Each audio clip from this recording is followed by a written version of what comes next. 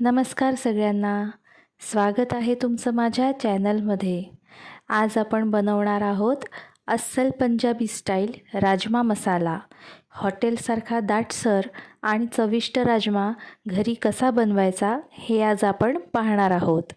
पण त्याआधी माझ्या चॅनलवर नवीन आलेले असाल तर माझ्या चॅनलला नक्की सबस्क्राईब करा आणि व्हिडिओ आवडल्यास लाईक शेअर जरूर करा. आता आपण साहित्य बघूया. आदल्या रात्री मी 1.5 वाटी राजमा पाण्यात भिजवला होता. बघा तो किती छान टम्म फुगला आहे.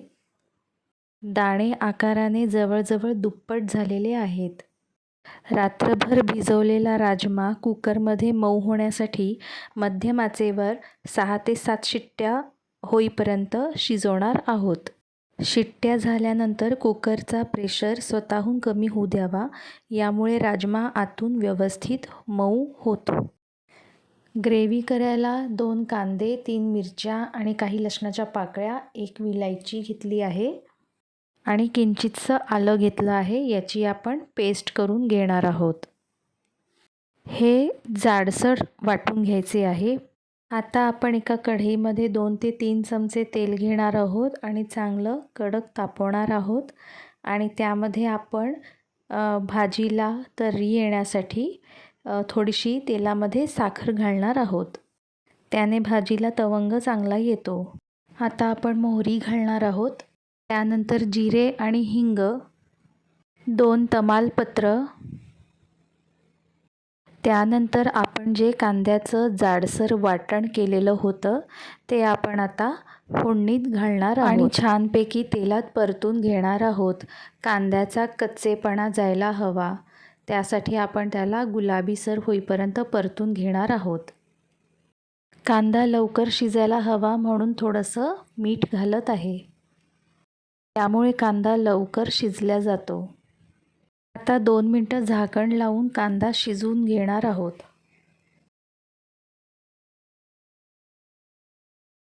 आता आपण यात 1 बटाटा चिरून टाकणार आहोत. तो सुद्धा तेलात छान परतून घ्यायचा आहे. 1 ते 2 मिनिटासाठी झाकण लावून घ्यायचं. वाफेवर बटाटा परतू द्यायचा. आता आपण 2 टोमॅटो घेतलेले आहेत. त्याची आपण प्युरी करून घेणार आहोत. मिक्सरला वाटून घेणार आहोत. टोमॅटो प्युरी करताना ह्यामध्ये राजम्याचे शिजवलेले दाणे घालायचे. त्याने दाटपणा येईल प्युरीमध्ये आणि भाजीलाही दाटपणा येईल. राजम्याचे दाणे मिक्सरला वाटून घ्यायचे आणि आता आपण त्या फोडणीत हे मिश्रण घालणार आहोत आणि चांगलं तेल सुटेपर्यंत आपण हे मिश्रण शिजवून घेणार आहोत. झाकण लावून 1 ते 2 मिनिटं वाफेवर हे मिश्रण होऊ द्यायचं.